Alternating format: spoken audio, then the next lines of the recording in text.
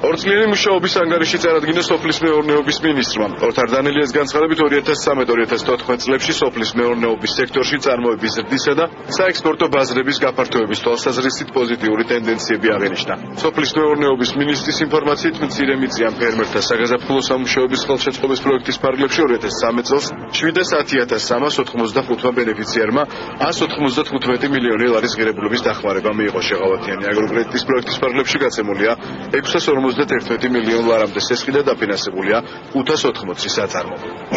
ახალი სტრატეგია შევიმუშავეთ, რომელშიც გათვალისწინებულია 2020 წლამდე სამინისტროს ღონისძიებები.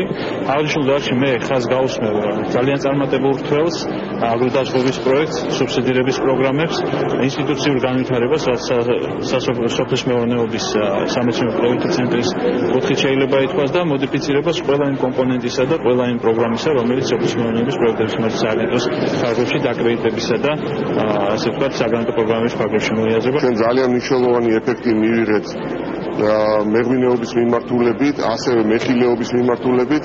მას შემდეგ რაც უფრო მეტი ბაზრები გაიხსნება კიდევ სახელმწიფო, რა თქმა უნდა, იმ დარგებს, რომლებიც გახდა უკვე თვითკმარი, თანდათან სუბსიდირებებს ეტაპურად შეამცირებს და ახალ მიმართულებებზე გადავა.